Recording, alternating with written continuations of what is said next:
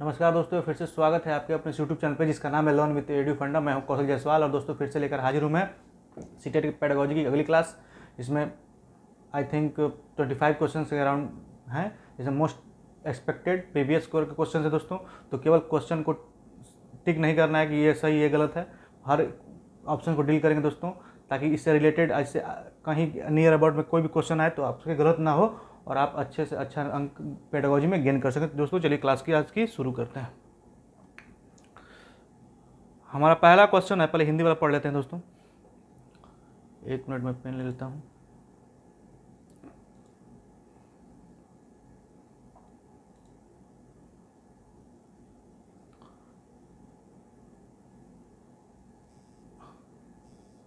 हमारा पहला क्वेश्चन दोस्तों, एक खेल क्रिया के दौरान चोट लगने पर रोहन रोने लगा। यह देखकर उसके पिता ने कहा, लड़कियों की तरह व्यवहार ना करो, लड़के रोते नहीं हैं। पिता का यह कथन प्रदर्शित करता है लैंगिक रूढ़िवादिता को दर्शाता है, लैंगिक रूढ़िवादिताओं की चुनौती को देता है, लैंगिक भेदभाव को कम करता है और लैंगिक समानता को बढ़ावा देता है। दोस्तों बताएं क्या होगा इसमें।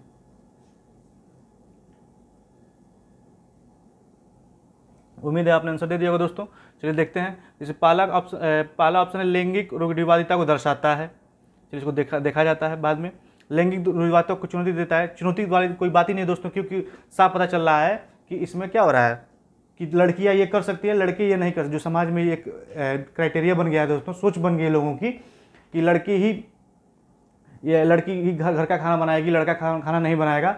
लड़की बाइक नहीं चला सकती, लड़का बाइक चला सकता है। लड़की बाहर के कामों को नहीं कर सकती, लड़का ही बाहर को काम कर सकता है। दोस्तों तो ये क्या है ये आपका जेंडर रूढ़िवादिता है, जिसको बोलते हैं दोस्तों। इसमें क्या होगा तो लैंगिक रूढ़िवादिता को चुनौती देता है, ये बिल्कुल नहीं होगा, क्योंकि ये चुनौती दे रहा है। लैंगिक भेदभाव कम करता है, तो इसमें कम करने वाली कोई बात नहीं दोस्तों, तो ये भी ऑप्शन गलत हो जाएगा। लैंगिक समानता को बढ़ावा देता है, तो समानता वाली बात ही कोई नहीं हो दोस्तों, तो इसमें क्या हो जाएगा, लैंगिक रूढ़िवादिता को क्या कर रहा है, दर्शाता है। और सबसे बड़ी बात ये है दोस्तों, जब भी कभी ऐसा क्वेश्चन आए तो दो आप इंग्लिश वाले टर्म को जरूर देखिएगा। जैसे यहाँ पे दिया है कि after getting hurt during a play activity Rohan started crying seeing this his father respond don't behave like girls boy cry this statement by father reflect gender stereotype. दोस्तों जो जेंडर स्टेरियोटाइप दिया है, इसका अर्थ ये हुआ कि जब आपके लिंग भेद आपके जैविक के साथ न होकर आपके किसके साथ हो, आपके समाज से जुड़ी बातें से हो, तो समझ जाइए कि क्या किससे बात हो रही है। जैसे लड़कियां ये कर सकती हैं, लड़का ये नहीं कर सकता। लड़कियां घर का खाना बना सकती हैं, लड़का नहीं बनाएगा। तो ये बात क्या है दोस्तों, ये सामाजिक संरचना है जो बहुत पहले से चली आ रही है। लोगों के अंदर ये धरा बना हुआ है कि लड़कियां ही रोती हैं, लड़के नहीं रोते हैं। लड़कियां ही ये काम कर सकती हैं जो लड़के नहीं कर सकते हैं। लड़कियां घर पे रह सकती हैं, लड़का नहीं रहेगा। तो दोस्तों क्या ये सामाजिक संरचना से बना हुआ है, समाज के लोगों ने इसको दिया हुआ है। और जो दोस्तों आपके सेक्स से लेकर बात होती है, जो आपके जैविक संरचना है, उसमें जब आएगा तो वो उसको जब भी जरूर आप इंग्लिश टर्म देखिएगा दोस्तों। इसमें क्या आएगा, जैसे ये यहाँ पर दिया है जेंडर बियास, जैसे लैंगिक भेदभाव, जिसमें मतलब पक्षपात करना कि लड़कियाँ ये कर सकती है। जो आपके जैविक संरचना की बात होती है दोस्तों, उसमें भेदभाव करना जेंडर बियास कहलाता है। और जेंडर स्टीरियोटाइप क्या होता है दोस्तों, जो सामाजिक लोगों ने एक मनगढ़ंत अपने अंदर दिमाग में बैठा लिया, जो काफ़ी रूढ़िवादिता तरीके से आ रहा है, वो क्या होता है दोस्तों, जेंडर स्टीरियोटाइप होता है। इन दोनों में आप लोग अंतर करिएगा, आगे क्वेश्चन पड़ेगा उसको और समझा दूंगा बेहतर तरीके से। नेक्स्ट है हमारा, एक प्रगतिशील कक्षा में अध्यापक अटल पाठ्यक्रम का पालन करना चाहिए, विद्यार्थियों में प्रतिस्पर्धा पर बल देना चाहिए, ज्ञान की संरचना के लिए प्रचुर मौके प्रदान करने चाहिए, या फिर विद्यार्थियों को उनके अकादमिक अंकों के आधार पर नामांकित करना चाहिए। बताएं दोस्तों।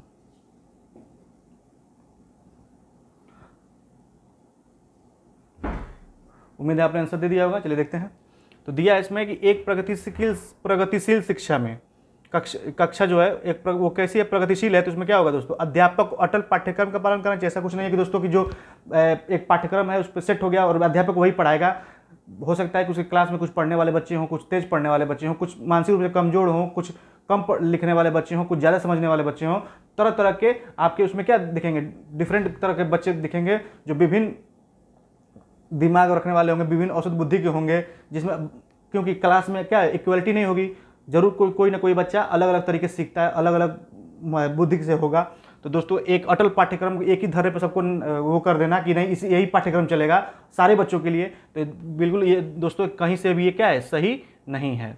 नेक्स्ट है हमारा, विद्यार्थियों में प्रतिस्पर्धा पर बल देना चाहिए। केवल प्रतिस्पर्धा बल नहीं दिया जा सकता दोस्तों, केवल कंपटीशन की भावना होगी तो आप पता नहीं कर पाएंगे कौन अच्छा बच्चा पढ़ने में है, कौन सही नहीं है। केवल तो सब बच्चे एक होड़ सी लगी होगी कि मैं इससे बेहतर कर जाऊँ, मैं इससे बेहतर कर जाऊँ। तो दोस्तों केवल प्रतिस्पर्धा इसमें नहीं होगा, प्रतिस्पर्धा के साथ साथ अब ज्ञान की संरचना भी होनी चाहिए। तो दोस्तों केवल प्रतिस्पर्धा पर बल देना ये सही नहीं होगा। नेक्स्ट है हमारा, ज्ञान की संरचना के लिए प्रचुर मौके प्रदान करने चाहिए। और डी है, विद्यार्थियों को उनके अकादमिक अंकों की बात तो दोस्तों उसी तरह दोस्तों गलत है। तो ये सही है कि ज्ञान की संरचना के लिए प्रचुर मौके प्रदान करना चाहिए, मतलब अधिक से अधिक बच्चों को क्या करना, अपॉर्चुनिटी देना, ताकि वो और बेहतर कर सके। जो भी वो कर रहा है, बच्चा का जो खेल में सही है, फुटबॉल खेल रहा है, क्रिकेट खेल रहा है, पढ़ने में सही है, फिर किसी अन्य एक्टिविटी में वो अच्छा प्रदर्शन कर रहा है, उसे और अच्छे क्या अपॉर्चुनिटी दीजिए, ताकि वो और अच्छा उस फील्ड में अच्छा बेहतर कर सके। ये दोस्तों ये एनसीएफ 2005 भी कहता है और टी 2009 भी कहता है दोस्तों कि क्या है कि बच्चे को मौका पर्याप्त मात्रा में देना चाहिए, ताकि वो अपनी अभिव्यक्ति को बिना किसी झिझक के प्रदर्शित कर सके अध्यापक के सामने। और यही बात सही भी होनी चाहिए दोस्तों। तो ज्ञान की संरचना के लिए प्रचुर मौके देना, यही बात सही है। नेक्स्ट है हमारा कि बच्चों के सामाजिकरण के संदर्भ में निम्न में से कौन सा कथन सही है। सोशलाइजेशन के बारे में पूछ रहा है दोस्तों। विद्यालय समाजीकरण का एक द्वितीयक कारक है और परिवार समाजीकरण का एक प्रथम इकाई है। विद्यालय समाजीकरण का एक प्राथमिक कारक है और समकक्षी समाजीकरण के द्वितीयक कारक है। समकक्षी समाजीकरण के प्राथमिक कारक और परिवार समाजीकरण का द्वितीयक कारक है। परिवार एवं जन संचार दोनों समाजीकरण के द्वितीय कारक है। जल्दी बताएं दोस्तों, इसको अभी मैं बता दूंगा एक ट्रिक, ताकि आप कहीं भी क्वेश्चन गलत न करें, क्योंकि हर बार सीटेट में एक क्वेश्चन ये फिक्स है, आता ही आता है, रूढ़िवादिता वाला, और ये क्वेश्चन जरूर आता है। चलिए देखते हैं दोस्तों। तो सबसे पहली बात ये है दोस्तों यहाँ पे कि जब भी ये आपका फैमिली जो होता है दोस्तों, आपकी जो फैमिली होती है, फैमिली क्या है दोस्तों आपका, एक मिनट दोस्तों थोड़ा मैं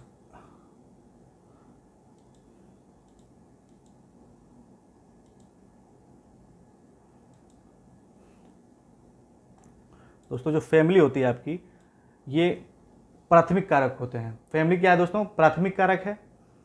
मतलब परिवार, जब भी पूछे कि प्राथमिक कारक में क्या क्या आ जाएंगे, तो परिवार आ जाएगा दोस्तों।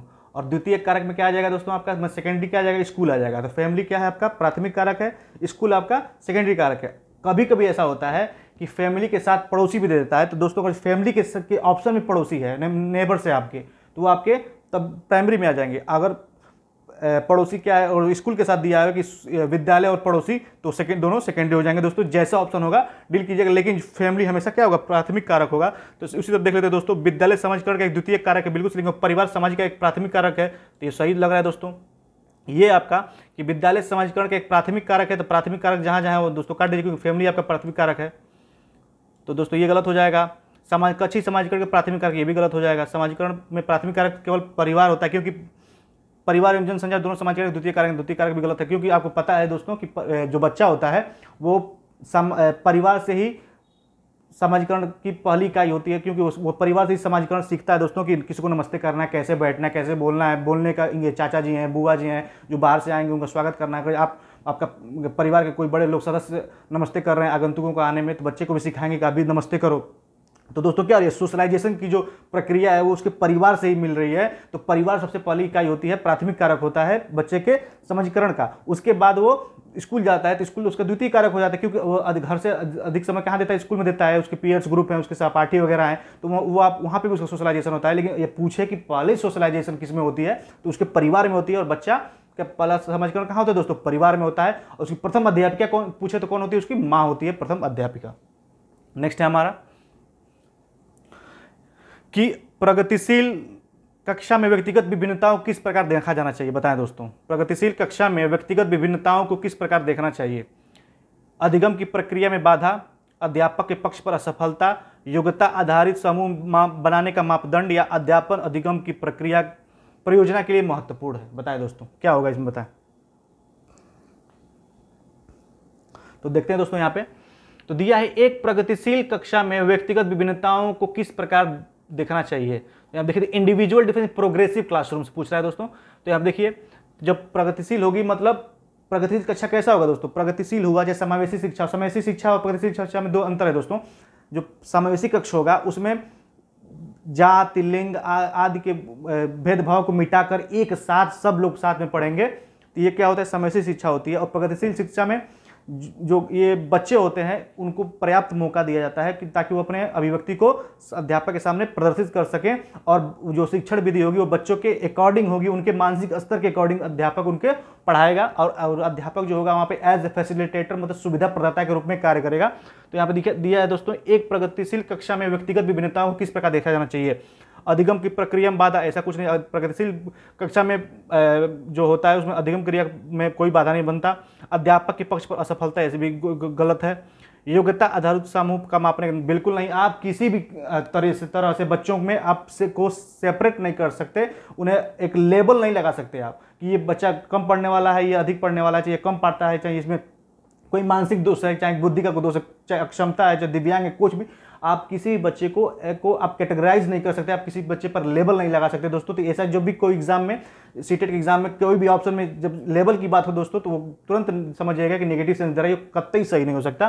तो ये आपका क्या हो, ये गलत हो जाएगा। हाँ, ये सही है कि अध्यापन अधिगम प्रक्रिया की परियोजना के लिए महत्वपूर्ण है। बिल्कुल, अगर बच्चा प्रगतिशील में व्यक्ति में विभिन्नताओं को दिखाता है, बच्चा के विभिन्न गतिविधियों को और उनकी विभिन्नताएं क्या है, और ये अध्यापक अच्छे से समझता है कि ये बच्चा के स्तर के हिसाब से पढ़ाएगा, उनको पर्याप्त मौका देगा उनके अपने अभिव्यक्ति करने का, प्रदर्शित करने का, उनके दिमाग के हिसाब से पढ़ाएगा, उनके स्तर को समझकर पढ़ाएगा दोस्तों। तो ये अध्यापक अधिगम प्रक्रिया की परियोजना के लिए महत्वपूर्ण होगा। और उस वहाँ पे अधिगम क्या होगी दोस्तों, बहुत अच्छे तरीके से होगी, और सर्वथा अधिगम वहीं पे होगी। नेक्स्ट है हमारा, दिया इसमें, एक अध्यापिका को दिए गए किसी कार्यकलाप में छात्रों की विभिन्न त्रुटियों का विश्लेषण करना चाहिए, क्योंकि a teacher should analyse the various errors made by student on given task because she can decide degree of punishment accordingly. इस दिया है कि एक अध्यापिका को दिए गए किसी कार्यकलाप के छात्रों की विभिन्न त्रुटियों का विश्लेषण करना चाहिए, क्योंकि इसके आधार पर यह दंड की मात्रा निर्धारित कर सकते हैं। दोस्तों सब आपको पता है कि दंड की जहां बात हो जाएगी वो सरासर आंसर क्या हो जाएगा दोस्तों, बिल्कुल सिरे से खारिज हो जाएगा, वो हो ही नहीं सकता वो आंसर। तो इसको तो पहले काट दीजिए आप। दूसरा है, त्रुटियों को समझ अध्यापन अधिगम प्रक्रिया के लिए अर्थपूर्ण है। थर्ड है, इसके आधार पर वह ज्यादा त्रुटियां करने वाले छात्रों को दूसरे छात्रों से अलग कर सकता है। फिर दोस्तों यहाँ पे देखिए क्या कर रहा है, सी कैन सेग्रेगेट, जब भी ये ऑप्शन है सेग्रीग्रेट करने का, तो दोस्तों ये ऑप्शन गलत हो जाएगा। अभी मैंने बताया कि आप लेबल नहीं लगा सकते बच्चे पर कि ये कम पढ़ने वाला है, चाहे अधिक गलती कर रहा है, चाहे कम गलती कर रहा है, ये आप लेबल नहीं कर सकते उसको लगा के। अगला है, the learning is solely based on correction of error, अधिगम केवल त्रुटियों को सुधारने पर निर्भर, बिल्कुल नहीं। कि ऐसा थोड़े है कि आप बच्चा केवल जो त्रुटि करेगा तभी सीखेगा, ऐसा नहीं है।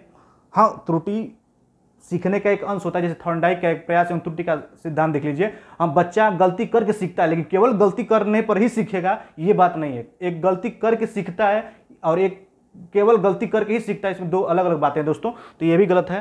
तो आपका ये ऑप्शन भी क्या है, गलत है। तो आपके एक ही ऑप्शन बच जाता है क्या, कि अंडरस्टैंडिंग ऑफ एरर्स, मतलब गलतियों को समझकर, are meaningful in the teaching learning process, और अध्यापन अधिगम की प्रक्रिया के अर्थपूर्ण है। बिल्कुल, जो बच्चा गलती कर रहा है उसको अध्यापक समझ जाए और बच्चे को बताए कि बेटा ये गलत कर रहे हो आप, चाहे ये आपका मीनिंग गलत है, चाहे ऐसे लिखो, उसको तरीके को समझाकर, ताकि बच्चा जब दोबारा वो कार्य करे, चाहे दोबारा वो कुछ भी लिखता है, जब पढ़ता है, तो वो उस बात को ध्यान में रखे कि ये मुझसे अगली बार, पिछली बार गलत हुआ था, इस बार मुझे ऐसे ऐसे करना है। तो ये बात दोस्तों सही लग रही है, तो ये हमारा ऑप्शन क्या हो जाएगा, बी ऑप्शन हमारा बिल्कुल सही हो जाएगा। नेक्स्ट हमारा कि it is difficult for children to learn when, बच्चों को सीखने में कठिनाई होती है जब, कब होती है दोस्तों, सूचना अलग अलग टुकड़ों में प्रस्तुत की जाए, बी वो आंतरिक रूप से अभिप्रेरित हो, अधिगम सामाजिक संदर्भ में हो, विषय वस्तु को बड़े रूपों में प्रस्तुत किया जाए। मतलब इसमें आपको निगेटिव सेंस में लेना है। 3 बातें सही हैं, एक गलत है, वो आपको बताना है दोस्तों, जल्दी बताएं। उम्मीद है आपने आंसर दे दिया, चलिए देखते हैं दोस्तों।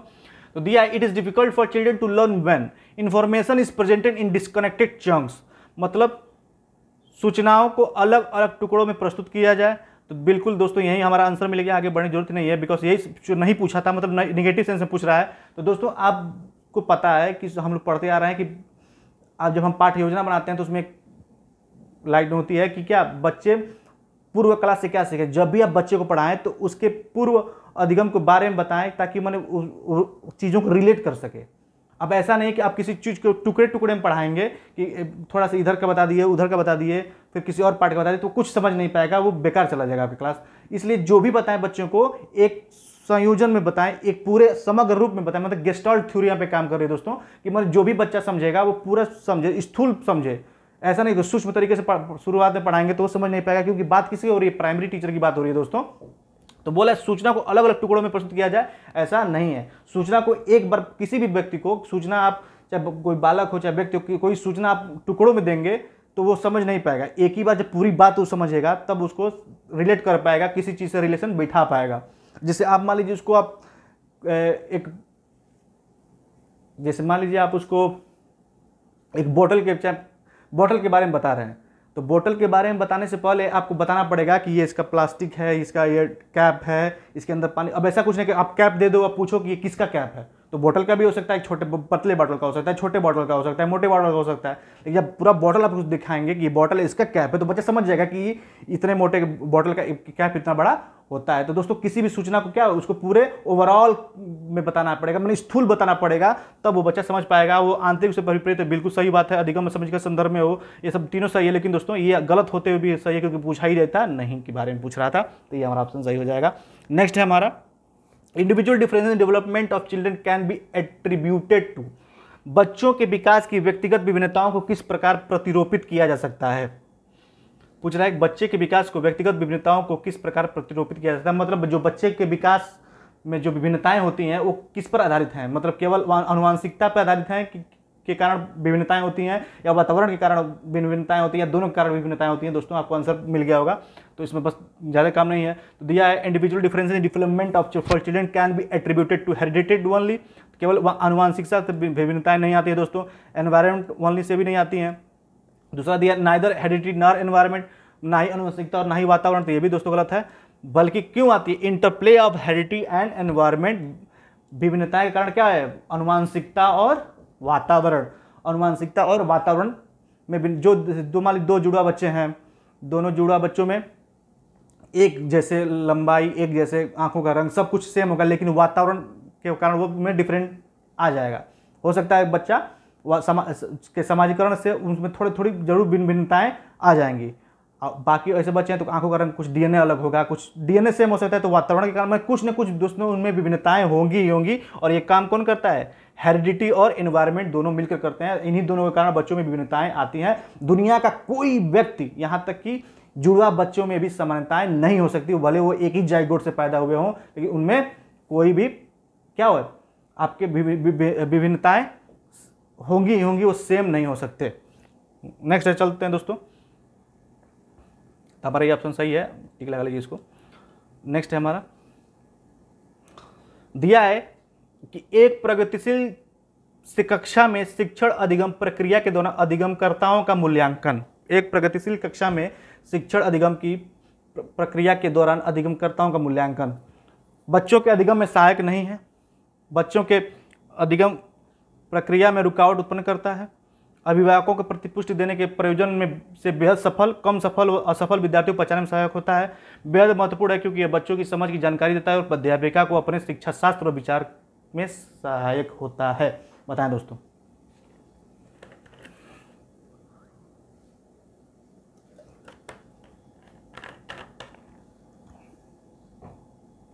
चलिए देखते हैं दोस्तों। तो दिया है in a progressive classroom assessment of learner during the process of teaching learning. तो दिया है कि एक प्रगतिशील कक्षा में शिक्षण अधिगम प्रक्रिया के दौरान अधिगमकर्ताओं का मूल्यांकन, मतलब जैसे आपका प्रोग्रेसिव एजुकेशन चल रहा है तो उसमें जो बच्चे होते हैं उनके अधिगम में क्या होता है, ये पूछने की बात कर रहा है दोस्तों। तो बच्चों के अधिगम में सहायक नहीं है, तो ऐसा कुछ नहीं है। प्रगतिशील जो शिक्षा होती है वो बच्चों के अधिगम में बिल्कुल सहायक है। तो दोस्तों ये तो उसी तरह गलत होगा, निगेटिव सेंस दे रहा है। नेक्स्ट है हमारा, बच्चे की अधिगम प्रक्रिया में रुकावट उत्पन्न करता है, बिल्कुल नहीं। एक मिनट दोस्तों, बिल्कुल नहीं, तो ये भी गलत है दोस्तों।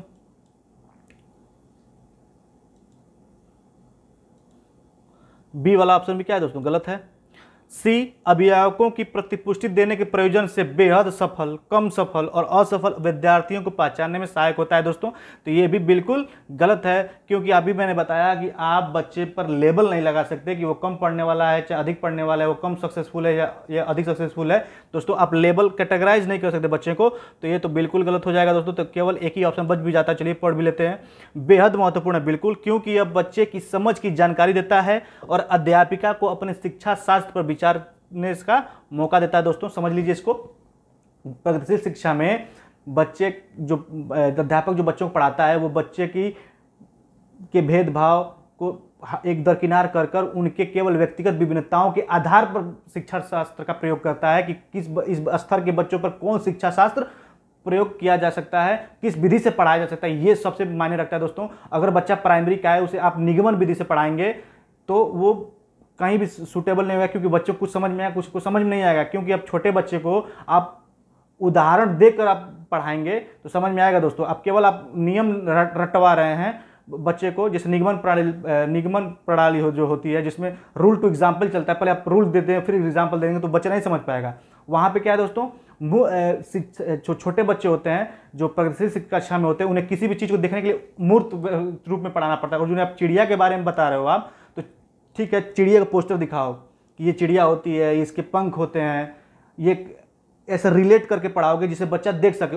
उस चीज़ों को बताओ जो बच्चे के डेली लाइफ से रूटीन से उनका जुड़ा हुआ है। बच्चे को ऐसे चीज़ों के बारे में बताना चाहिए जो रोज़ देखता है। उसके घर के, जैसे मान लो उसको टेबल बताना है, टमाटर बताना है, सब्जी के बारे में बताना है, तो उसको जानता है कि आप घर में टमाटर खाते हो, घर में टमाटर होगा, तो बच्चा जान रहा है कि तुरंत दिमाग में सेट कर लेगा कि हाँ टमाटर रेड कलर का होता है, घर में मम्मी बनाती है, तो तुरंत मैंने उसके डेली लाइफ से रिलेट करके आप पढ़ाओगे। वही क्या है बेस्ट अधिगम का तरीका है। और दोस्तों ये कब होगा, जब आपके उचित शिक्षा शास्त्र का ज्ञान होगा, बाल विकास शिक्षा शास्त्र के हिसाब से पढ़ाएंगे तभी बच्चों में अधिगम हो पाएगा दोस्तों। और यही सही है, अब प्रगतिशील शिक्षा में ये बात की जाती है दोस्तों, तो ये हमारा ऑप्शन डी सही होगा।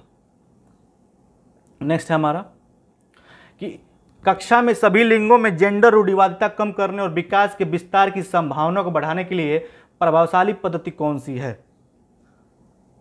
पूछ रहा है दोस्तों कि an effective classroom strategy to reduce gender stereotyping and broadening developmental possibility for all sexes is. लिंगों की जैविक अंतरों की उपेक्षा करना, उन्हें अस्वीकार कर देना, समाज में चित्रित लिंग भूमिका को प्रबल करना। तो दोस्तों ये किस तरह हो जाएगा बताइए आप भी, जब आप उसी बात को आप चित्रित लिंग भूमिकाओं को प्रबल करेंगे तो ये तो बढ़ावा देने की बात हो जाएगी दोस्तों ना।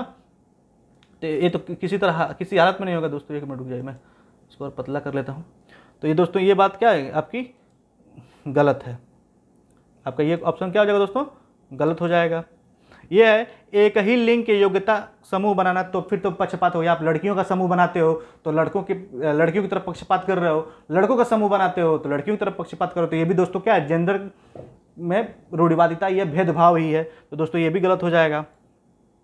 नेक्स्ट है हमारा क्रियाकलाप के लिए मिश्रित लिंग समूह बनाना और विचार विमर्श को प्रोत्साहित करना। और ये वाला ऑप्शन है लिंगों की जैविक अंतरों की उपेक्षा करना और उन्हें अस्वीकार करना। तो दोस्तों जैविक अंतरों की उपेक्षा करना मतलब ठीक है, अब मैंने अभी बताया कि लिंग जो भेदभाव होते हैं दो प्रकार होते हैं, एक रूढ़िवादिता होता है दोस्तों, एक सामाजिक संरचना के आधार पर होता है और एक जैविक आधार पर होता है दोस्तों। तो ये केवल क्या कर रहा है, लिंगों की जैविक अंतरों की उपेक्षा करना, ये तो गलत बात है दोस्तों। कि हाँ ठीक है लड़कियां बच्चा पैदा कर सकते, लड़के बच्चा नहीं पैदा कर सकते, ये बात आप एक्सेप्ट कर रहे हो। लेकिन लड़कियां 10 किलो का वजन लड़के 10 किलो का वजन उठा सकते, तो लड़की क्यों नहीं उठा सकती। तो ये भी दोस्तों कहना ये मूर्खतापूर्ण बात है, बेवकूफ़ी वाली बात है। क्यों, क्योंकि संरचना जो है दोस्तों, जैविक संरचना जो लड़कियों का अलग है लड़कों का अलग है। क्या उनकी मांसपेशियां ठीक है, बहुत जैसे चीज़ें हैं लड़कियां कर सकती हैं, लेकिन आप जब भेदभाव नहीं मिटाना चाहते हो, रूढ़िवादिता को खत्म करना चाहते हो, तो केवल जैविक तौर पे जैविक संरचना के आधार पर लड़कियों को सपोर्ट करना, इक्विटी देना, ये गलत बात है दोस्तों।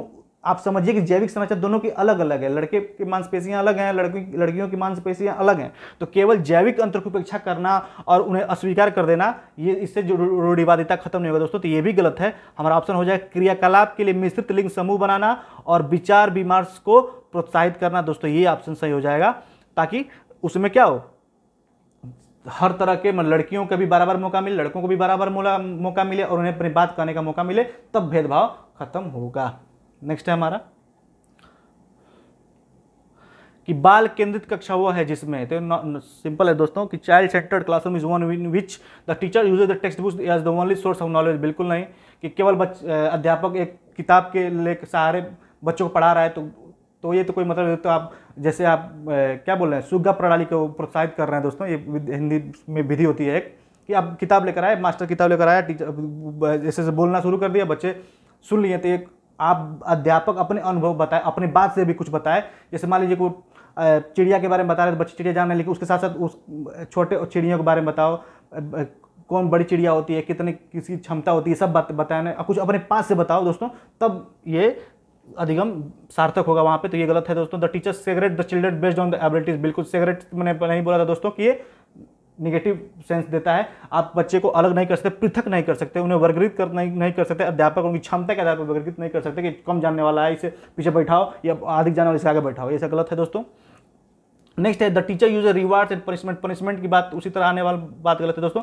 कभी कभी आपको सीटेट में ये देखना पड़ेगा दोस्तों, अगर हिंदी समझ नहीं आता तो एक बार, इतना इंग्लिश सबको पता है जो सीटेट की एग्जाम दे रहा है कि थोड़ा बहुत मीनिंग वो समझ जाएगा, तो एक बार आप इंग्लिश वाले पोर्शन को जरूर देख लीजिएगा कि इंग्लिश वाले में कभी कभी ऐसा होता है कि हिंदी वाले सब्जेक्ट जो ऑप्शंस होते हैं नहीं समझ में आने पे इंग्लिश वाले समझ में आ जाते हैं। और जब आप पेपर देते हो दोस्तों, तो जब आप मार्क फिल करते हो तो उसके पहले वाले जो पेपर पे लिखा रहता है साफ कि अगर किसी भी प्रश्न पर विवाद होने पर इंग्लिश वाले जो पोर्शन तो उसी को सही माना जाएगा। तो एक बार इंग्लिश जरूर देख लीजिएगा दोस्तों, जो हिंदी समझ में नहीं आता है कोई क्वेश्चन। तो अगला है the teacher is flexible and creators needs of individual training. बिल्कुल अध्यापक लचीला है और प्रत्येक बच्चों के व्यक्तिगत आवश्यकताओं को पूरा करता है। ये आपका ऑप्शन सही है। बिल्कुल अध्यापक लचीला है, बच्चे को जो कोई बच्चा ज़्यादा लो लेवल का है, नहीं समझ पा रहा है, तो उसके अनुसार समझा है। आप कोई बच्चा थोड़े में ही समझ जाए तो उसको हिसाब समझने में लचीला होना चाहिए, फ्लेक्सिबल होना चाहिए बच्चे को। और बच्चे और अध्यापक को ये पता होना चाहिए कि इस बच्चे की क्या आवश्यकता है और कैसे इसको मैं समझा सकता हूँ। किसको और 3-4 उदाहरण में समझेगा, कौन बच्चा एक ही उदाहरण में समझ जाएगा। तो दोस्तों ये अध्यापक को ये ज्ञान होना चाहिए। नेक्स्ट है हमारा कि कक्षा में प्रभावशाली अधिगम के लिए वातावरण की रचना करनी चाहिए बजाय वातावरण के। It is important to create learning environment in the classroom rather than. बताएं दोस्तों, चलिए देखते हैं। तो दिया है कक्षा में प्रभावशाली अधिगम के लिए, माने अच्छे अधिगम के लिए तो इसमें दोस्तों प्रतिस्पर्धात्मक नहीं होनी चाहिए, भयावह भी तो ये तो होगा ही नहीं, प्रतिस्पर्धिक भी नहीं होना चाहिए दोस्तों। हाँ ये होना चाहिए कि कक्षा में प्रभावशाली अधिगम के लिए वातावरण रचना करनी चाहिए। तो क्या सहयोगिक वातावरण की रचना करनी चाहिए बजाय प्रतिस्पर्धिक वातावरण के। मतलब इसी को बोलते हैं दोस्तों कोलैबोरेट लर्निंग, इसको बोलते हैं सहकारी अधिगम। मतलब एक बच्चा एक दूसरे, कोई मान लीजिए कोई एक प्रोजेक्ट दे दिया अध्यापक ने, जाओ इस पर प्रोजेक्ट करके आओ, तो सारे बच्चे जो उसके पीयर्स होते हैं, जो क्लासमेट्स होते हैं, वो मिलजुल कर उस प्रोजेक्ट पर काम करते हैं, जिससे वो अधिक से अधिक समझ भी सकते हैं और उनमें क्या सौहार्द की भावना भी बढ़ती है कि मैंने एक दूसरे कोलैबोरेट करके सीख रहे हैं दोस्तों। तो क्या होना चाहिए, प्रतिस्पर्धा नहीं होनी चाहिए कि नहीं मैं ये कैसे अधिक पाएगा मैं पाऊंगा, तो सारे बच्चों में यही होड़ लगी रहेगी मैं बेटर। तो दोस्तों गलत बात है। क्या होगा उसमें सहयोगिक नेचर होनी चाहिए बजाय प्रतिस्पर्धी के। नेक्स्ट है हमारा कि बच्चों के समाजीकरण में विद्यालय कोई भूमिका नहीं है, गलत बात। कम भूमिका है, गलत बात। प्राथमिक कारक तो आपको पता है प्राथमिक कारक कौन है, फैमिली है। तो दोस्तों क्या होगा, फैमिली हो जाएगा ना, उसमें फैमिली हो जाएगा आपका फैमिली। लेकिन इसमें क्या होगा, द्वितीय कारक है। बच्चों के समाजीकरण विद्यालय क्या है दोस्तों, आपका द्वितीय कारक है, ये आपका सेकेंडरी है। आपको सबको पता है कि मैंने कई बार बताया कि फैमिली क्या होता है दोस्तों, प्राइमरी फैक्टर होता है, और ये आपका विद्यालय क्या होता है दोस्तों, सेकेंडरी का फैक्टर होता है। नेक्स्ट है हमारा कि कक्षा में परिचर्चा के दौरान एक शिक्षक प्राय लड़कियों की तुलना में लड़कों पर अधिक ध्यान देता है। किस प्रकार का उदाहरण है, बताएं दोस्तों। इस तरह समझ में आएगा दोस्तों, यहां पर देख लीजिए। During classroom discussion teacher often pays more attention to less boys than girls. This is example for gender bias. तो अभी मैंने बताया दोस्तों कि जेंडर बायस किस पे होता है, जैविक संरचना के आधार पर होता है। जेंडर आइडेंटिटी और जेंडर रिलेवेंस, जेंडर कॉन्स्टेंसी, बताएं दोस्तों किसमें होगा। इधर देखिए, इसको पहले समझिए दोस्तों कि जेंडर समरूपता क्या है। जैसे कि कोई भी घर में बात हो, ये लड़का है ये लड़की है तो मैं लड़कों के संपर्क में रहूँगा, ये लड़की है तो लड़कियों के साथ रहेगी, मैं लड़कों के खेल है तो लड़कों के मैं लड़का हूँ तो मैं लड़कों के खेल में खेलूंगा, लड़की है तो लड़कियों के खेल में खेलेगी। ये क्या जेंडर समरूपता है, ये क्या जेंडर संबद्धता, मतलब जेंडर रेलिवेंस, मतलब अपने आप को रिलेट कर देना कि मैं लड़की हूँ तो मुझे लड़कियों की तरह रहना चाहिए, लड़का है तो लड़की की तरह रहना चाहिए, लड़की है तो ज़्यादा नहीं बोलना चाहिए किसी के सामने। क्या है आपका जेंडर संबद्धता है। जेंडर पहचान दोस्तों क्या है, जेंडर आइडेंटिटी क्या है। जब आपको अपने घर सबके घर में देखा होगा दोस्तों कि 2-3 साल तक जो बच्चे होते हैं वो लड़कियों के भी कपड़े पहन लेते हैं, लड़का लड़की, मतलब कोई छोटा बच्चा है लड़की फ्रॉक पहन लेगा, जो भी लड़कियों का जो स्पेशल ड्रेस होता है वो पहन लेता है दोस्तों। लेकिन जब वो लड़का थोड़ा बड़ा हो जाता है, जैसे मतलब वो जैसे अर्ली चाइल्डहुड में जाता है, जैसे वो थोड़ा बाहर बच्चों में घूमने लगता है तो उसे पता चल जाता है कि लड़का है तो लड़के ये पैंट शर्ट पहनते हैं, चाहिए पहनते हैं, चाहे इनके ऐसे उनका रहन सहन होता है दोस्तों। तो वो अब उसके बाद उसकी माँ पहनाएगी उसको फ्रॉक, करने मैंने फ्रॉक पहनूंगा, घर बाहर मुझे चिढ़ाते हैं बच्चे, क्यों कि उसे फील हो रहा है क्या, उसको जेंडर आइडेंटिटी, उसको पता चल रहा है कि मैं लड़का हूँ तो मुझे लड़कियों वाला कपड़ा नहीं पहनना चाहिए, मैं दीदी कपड़े नहीं पहनना चाहिए। वो क्या खुद को सेल्फ एक्चुअलाइजेशन कर रहा है, सिर्फ रियलाइजेशन कर रहा है कि मैं लड़की हूँ चाहे मैं लड़का हूँ तो मुझे ऐसा करना चाहिए दोस्तों। तो ये क्या होता है, जेंडर आइडेंटिटी होती है, जेंडर पहचान होता है। और लेकिन आपको पूछ क्या रहा है दोस्तों कि परिचर्चा के दौरान एक शिक्षक प्राय लड़की तुलना लड़कों पर अधिक ध्यान देता है। किसका उदाहरण है, जेंडर पक्षपात का। ये दोनों पक्ष में हो सकता है, तो अध्यापक है लड़कों पर ध्यान दे रहा है तो लड़कों के पक्षपात कर रहा है, लड़कियों पर ध्यान रहा है तो लड़कियों पर पक्षपात कर रहा है। दोस्तों ये नहीं होनी, लड़के और लड़कियां बराबर होनी चाहिए और उनमें भेदभाव नहीं होना चाहिए। इसी को क्या बोलते हैं दोस्तों, जेंडर, मतलब ब्यास और रूढ़िवादिता को खत्म करने वाला सिस्टम होना चाहिए कि सब चीज़ क्या हो दोस्तों, एक इक्वलिटी की भावना हो, इक्विटी की भावना हो। जैसे आपको पता होगा दोस्तों कि इक्विटी और इक्वलिटी में अंतर है दोस्तों। जैसे कि मान लीजिए कि सपोज दैट कि मान लीजिए आपका ये कोई कपड़ा है मान लीजिए, तो इस पर जितना क्लास में 20 लड़के हैं तो 10 लड़कियां 10 लड़के हैं तो दोनों को बराबर हक है कि इस कपड़े को लेना। तो ये इक्वालिटी है। इक्विटी क्या होता है दोस्तों, इक्विटी, एक मिनट दोस्तों, इक्विटी क्या होता है दोस्तों, इक्विटी ये है कि कुछ ऐसी, जैसे आपको सुना होगा लेडीज फर्स्ट, तो दोस्तों कुछ ऐसी चीज़ें होती हैं जिसमें लड़कियों को छूट दी गई। जैसे कि मान लीजिए अध्यापक है, महिला अध्यापक है, विद्यालय में पढ़ा रही है, तो जो प्रेगनेंसी का टाइम होता है दोस्तों, जो 9 महीने का टाइम होता है, उस पर स्पेशल लीव दी जाती है। ठीक, तो वो लड़कियों को स्पेशल लीव जाती है कि 9 महीने तक विद्यालय नहीं आ सकती, क्योंकि सबको पता है। तो ये इस पर क्या है दोस्तों, ये इक्विटी में समानता, मैंने कुछ जगहों पर काफ़ी ज़्यादा मतलब आगे बढ़कर क्या किया जा सकता है, लड़कियों के ऊपर ज़्यादा मतलब छूट दी जा सकती है, क्योंकि जो एक्चुअल में जो होना चाहिए, क्योंकि जो लड़कियां 9 महीने तक विद्यालय में आने वाले 2-3 महीने तो आ सकती है, लेकिन उसके बाद की जो अवस्था होती है उस पर वो स्कूल नहीं आ सकती। तो इस विद्यालय को कोई भी सरकारी हो या प्राइवेट देना है, और सरकारी में तो नियम भी है, कुछ पता नहीं कुछ तो लीव बोलते हैं उसको। तो दोस्तों अगर इस पर कोई व्यक्ति कहे कि नहीं लड़कियों को 9 महीने को छूट मिला तो मुझे भी छूट मिला, तो ऐसा गलत बात है दोस्तों। लड़कियां मैं 20 किलो वजन उठाऊं तो लड़की क्यों नहीं उठा सकती, तो ये तो सारा सब मूर्खता वाली बात है। इसका मतलब लड़कियां पैदा कर रही हैं, तुम भी बच्चा पैदा करो। तो दोस्तों इसमें ये गलत बात है। तो ये क्या जनरल जो है का ये है, जेंडर इक्विटी की बात होनी चाहिए, मतलब भेदभाव समाज में खत्म होना चाहिए। नेक्स्ट है हमारा, बच्चे में जेंडर रूढ़िवादिता और जेंडर भूमिका अनुरूपता को कम करने के लिए निम्नलिखित में से कौन सी पद्धति प्रभावशाली है। Which of the following is an effective strategy to reduce children gender stereotyping and gender role. बताएं दोस्तों, ये दोस्तों 2 क्वेश्चन सीटेट में कंफर्म है, मान के चलिए एकदम बिल्कुल आना ही आना है, ये लिखित ले लीजिए, आएगा ही आएगा। जल्दी बताएं इसको।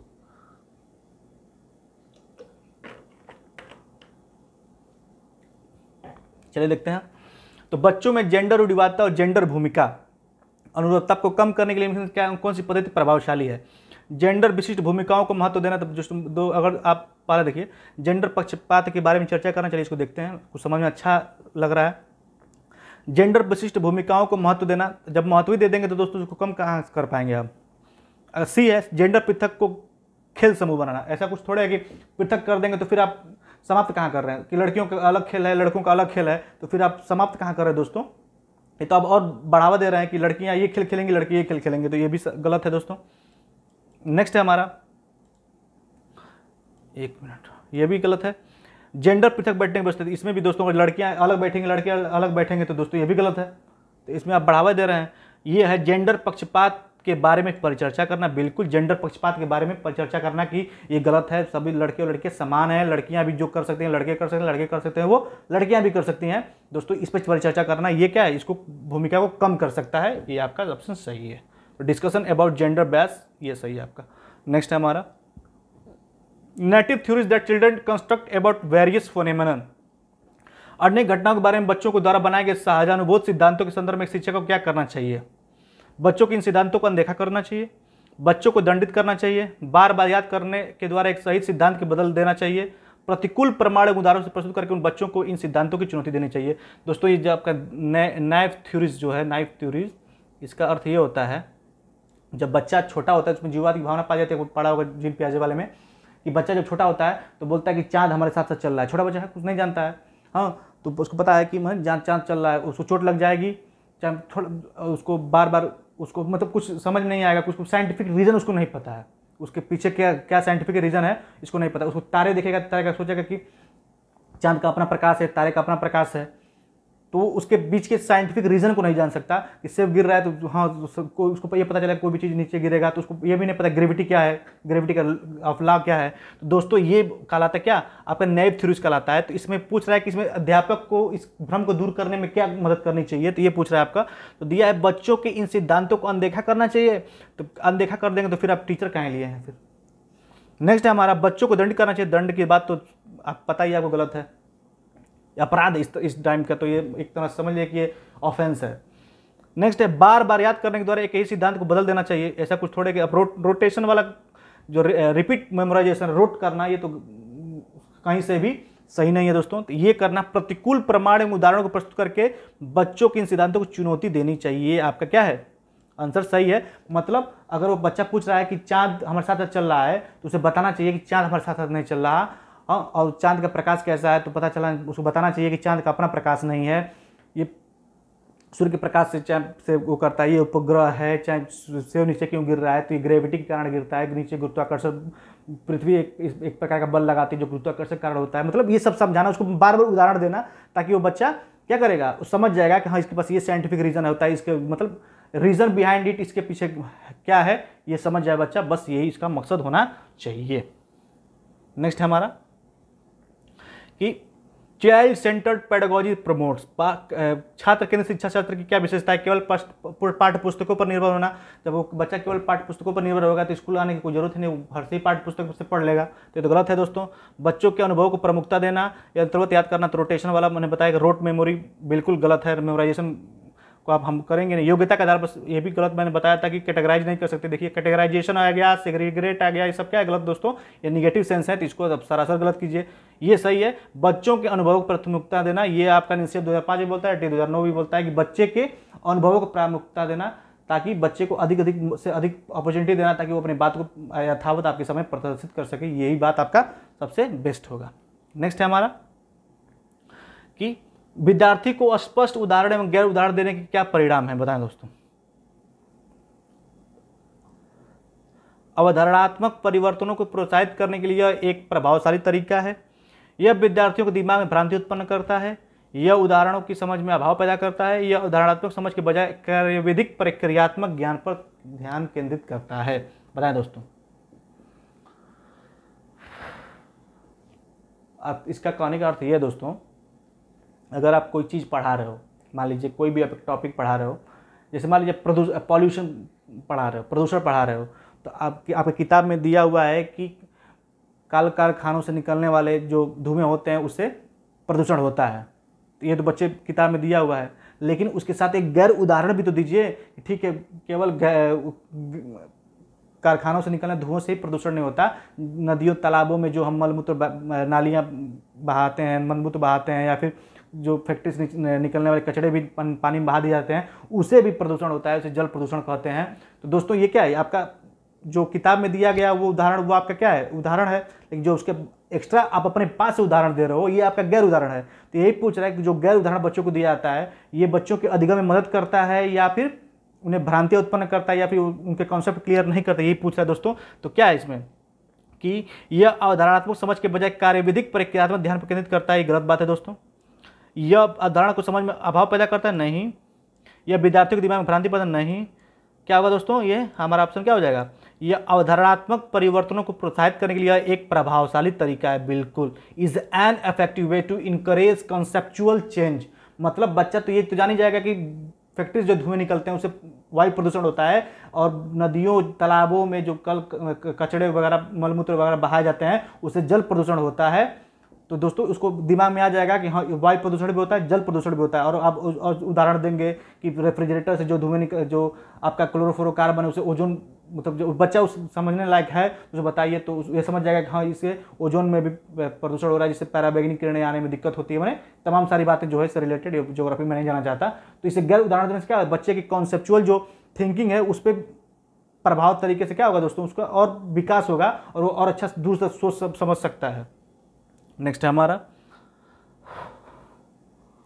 कि निम्नलिखित में से कौन सा द्वितीयक समाजीकरण की एजेंसी का उदाहरण है। तो आपको पता है, मैंने बताया दोस्तों, प्राथमिक कौन है, परिवार है, द्वितीयक कौन है, विद्यालय। तो इसमें देख लीजिए द्वितीयक कौन है, तो दिया फैमिली एंड नेबरहुड। तो आपको पता है कि फैमिली जहाँ होगा वो क्या है आपका प्राथमिक है, तो ये तो होगा नहीं। फैमिली जहाँ जहाँ फैमिली दोस्तों हटा दीजिए क्योंकि क्या है आपका प्राथमिक है। मीडिया नेबरहुड और स्कूल, तो आपको पता ही है दोस्तों कि स्कूल क्या है आपका सेकेंडरी है, तो सेकेंडरी क्या है आपका स्कूल है दोस्तों। तो ये आपका क्या हो जाएगा ऑप्शन सी, मतलब विद्यालय एवं मीडिया, ये आपका क्या है दोस्तों सेकेंडरी है, ये आपका सही हो जाएगा। नेक्स्ट है हमारा कि समाज में विभिन्न लिंगों के लिए उपयुक्त मानी जाने वाली प्रारूपिक विशेषताओं के बारे में जन सामान्य की अवधारणाओं को क्या कहते हैं, बताएं दोस्तों। कह रहे समाज में विभिन्न लिंगों के लिए उपयुक्त माने जाने वाली, मतलब ये पूछ रहा है कि जो समाज में एक धारा चला आ रहा है कि लड़कियों का शादी होगा, लड़कों को लड़के लड़कियों को ब्याह करके लेके जाएंगे, चाहे लड़कियों को ज़्यादा बोलना नहीं चाहिए समाज में, चाहे उनके खाना बनाने का कार्य लड़कियों का ही होता है, लड़कों का नहीं होता, लड़कियां घर में रहती हैं, लड़के बाहर रहती हैं। जो सामाजिक संरचना बनी हुई है, सामाजिक जो सोच हुई है, ये क्या दर्शाता है, जेंडर विभेदीकरण समझाता है, जेंडर रोल समझाता है, जेंडर आइडेंटिटी बताया मैंने कि मैं लड़का हूँ वो लड़की है, ये क्या जेंडर आइडेंटिटी है। और जेंडर स्टेरियोटाइप्स को जो दोस्तों क्या होता है, यही होता है जो सामाजिक संरचना के आधार पर भेदभाव किया जाता है दोस्तों, वो क्या जेंडर रूढ़िवादिताएं, जेंडर पहचान में बताया कि वो मैं लड़का वो लड़की, जेंडर भूमिकाएं हैं, मैं खुद को लड़कियां मान लेना और वो लड़का वो कह देना। जेंडर विभेदीकरण मतलब ये लड़का है तो ये काम कर सकता है, लड़की है तो काम नहीं कर सकती, ये क्या है आपका जेंडर विभेदीकरण है। जेंडर आपका हो जाएगा जेंडर स्टीरियोटाइप्स। नेक्स्ट है हमारा कि हाल ही में पाठ्यचर्चा में ऐसी कहानियों को शामिल करने के लिए विवेकशील प्रयास किया गया है जिसमें पिता घर के कार्यों में लगा रहता है और माता साहसिक गतिविधियों को करती है। यह कदम किस लिए महत्वपूर्ण है, यह जेंडर पक्षपात को सशक्त बनाता है, जेंडर प्रतिवादिता को समाप्त करता है, जेंडर स्थिरता को प्रोत्साहित करता है, जेंडर विभेदीकरण को बढ़ाता है। बताएं, मतलब जो एनसीईआरटी की जितने किताबें, दो चार स्टेट की किताबें जो हैं दोस्तों, तो जिसमें जो कहानियों वगैरह में जो कोई दिया रहता है तो दिखा रहता है कि जो पिताजी हैं वो घर का काम कर रहे हैं, मतलब या झाड़ू लगा रहे हैं या फिर खाना बना रहे हैं, और जो उसकी माँ है या तो हिमालय पर चढ़ रही है या फिर बाहर दुकान पे है, चाहे खेतों में काम कर रही है, मतलब ऐसा कुछ चित्र मार्ग में दिखाया जा रहा है। तो ये पूछ रहा है कि इससे मतलब क्या दर्शाना चाहता है, तो इसमें इससे क्या नॉर्मल सी बात है दोस्तों, ये जेंडर पक्षपात को सशक्त बनाता है, बिल्कुल नहीं, सशक्त बनाने वाली कोई बात ही नहीं है। यह जेंडर विवादिता को समाप्त करता है, ये जेंडर स्थिरता को प्रोत्साहित करता है, जेंडर विविधता को बढ़ाता है। तो दोस्तों ये दोनों ऑप्शन गलत है, हमारा ऑप्शन क्या हो जाएगा बी। अरे सबको पता है कि लड़कियां की मतलब जो समाज की सोच है कि लड़कियां घर का काम करेंगी और लड़के क्या है बाहर का काम करेंगे, मतलब माता घर का काम करेंगी, खाना बनाएंगी, पिताजी बाहर का काम करेंगे, कमाएंगे, खेतों में काम करेंगे। लेकिन जो एनसीईआरटी का जो किताबें हैं उसमें दिखाया गया है कि पिताजी घर का काम भी कर रहे हैं, झाड़ू लगा रहे हैं, खाना बना रहे हैं, और माँ खेतों में भी काम कर रही है। तो मतलब क्या है, जेंडर बेस को क्या कर रही है, जेंडर जो स्टेरियोटाइप है उसको समाप्त कर रही है, मतलब जेंडर रूढ़िवादिता को समाप्त करने का प्रयास किया जा रहा है, इससे ये पता चलता है दोस्तों। नेक्स्ट हमारा वह प्रक्रिया जिसके द्वारा बच्चे आदतों, कौशलों, मूल्यों तथा अभिप्रेरणा को विकसित करते हैं और जो उन्हें समाज का जिम्मेदार एवं क्रियाशील सदस्य बनाते हैं, उन्हें क्या कहा जाता है। तो दोस्तों सबको पता है कि अरस्तु ने भी कहा था कि मैंने सोशल एनिमल, तो दोस्तों क्या समाजीकरण होता है इसको, मतलब जिससे आपके आदतें आ जाएंगी, हैबिट्स आ जाएंगे, कौशल आ जाएगा, मूल्यों का विकास होगा कि बाहर के कोई भी मेहमान आएंगे तो नमस्ते किया है तो पहले पानी पूछा दिया जाता है, फिर बैठने को बोला जाता है, मतलब ये सब क्या है आपकी जो मोरल वैल्यूज़ आती हैं सब क्या है समाज से ही आती हैं, तो इसका समाजीकरण हो रहा है आपका। तो ये सब सोशलाइजेशन नॉर्मल सी क्वेश्चन था दोस्तों। नेक्स्ट हमारा एक प्रगतिशील कक्षा में विद्यार्थियों के द्वारा ज्ञान की संरचना की जाती है। विद्यार्थियों के द्वारा, ये आपको मैंने बताया दोस्तों, भी क्वेश्चन आ गया था कि विद्यार्थियों के द्वारा ज्ञान की संरचना की जाती है। आप तीन चीज़ें दोस्तों एकदम याद रखिएगा कि बच्चा क्या होता है दोस्तों, वो बच्चा क्या होता है दोस्तों, क्यूरियस होता है, ठीक। उसके बाद से क्या होता है दोस्तों, एक्टिव लर्नर होता है।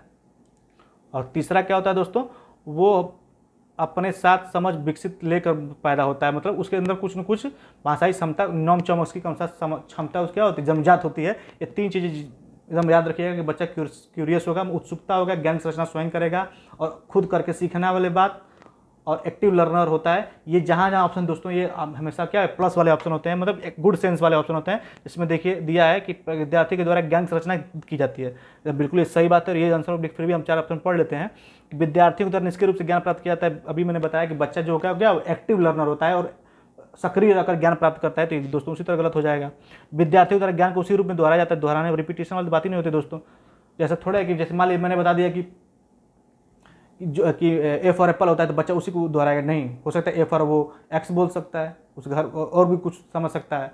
तो दोस्तों ऐसा नहीं जो हम बोलेंगे वही दोहराएगा।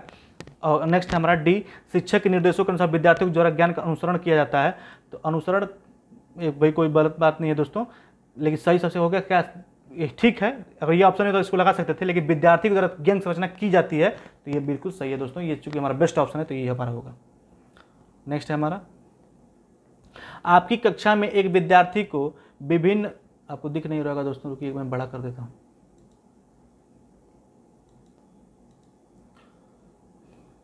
देखिए दिया है, आपकी कक्षा में एक विद्यार्थी को विभिन्न स्रोतों से बार बार यह बताया गया कि उसके सामाजिक वर्ग के लोग शैक्षिक क्षेत्र में निम्न स्तरीय प्रदर्शन करते हैं। इस रूढ़िवादिता एवं परिमाणिक रूढ़िवादी आशंका के प्रभाव को कम करने के लिए एक शिक्षक को क्या पहल करनी चाहिए।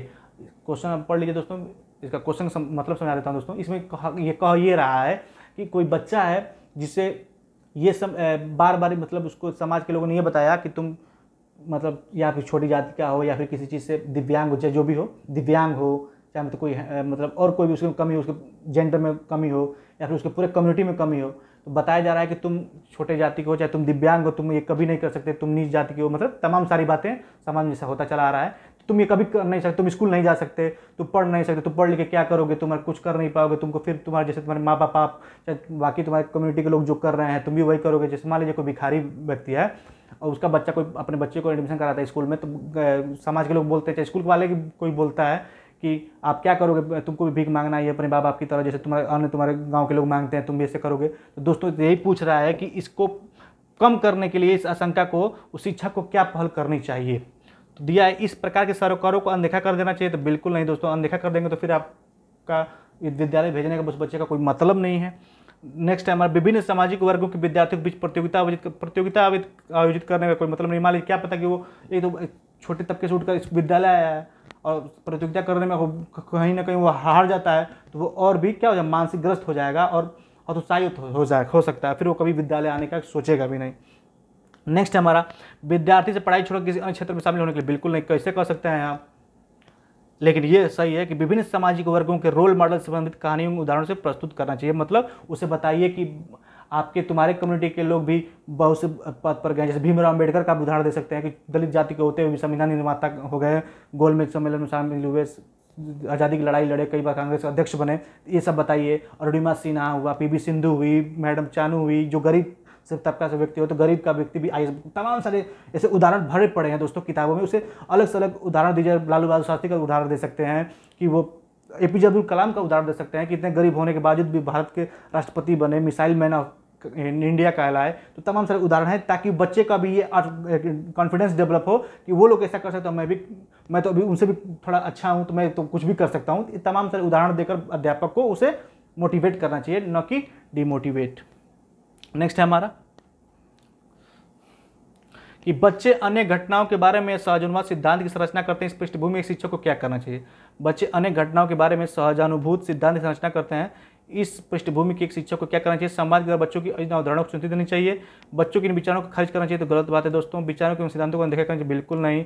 बच्चों के विचारों को डांटना चाहिए, डांटने वाली बात तो उसी तरह गलती दोस्तों। एक ही ऑप्शन मिल जाता है दोस्तों, क्या हमारा ऑप्शन ए।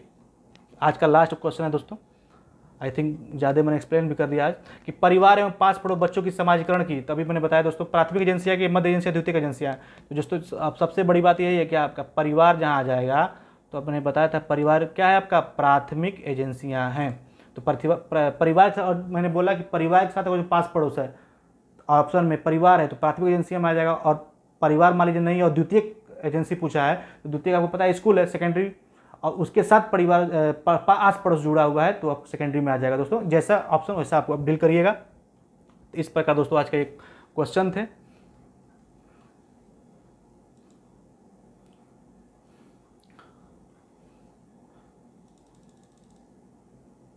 तो दोस्तों इतने आई थिंक 25 क्वेश्चन हमने किए।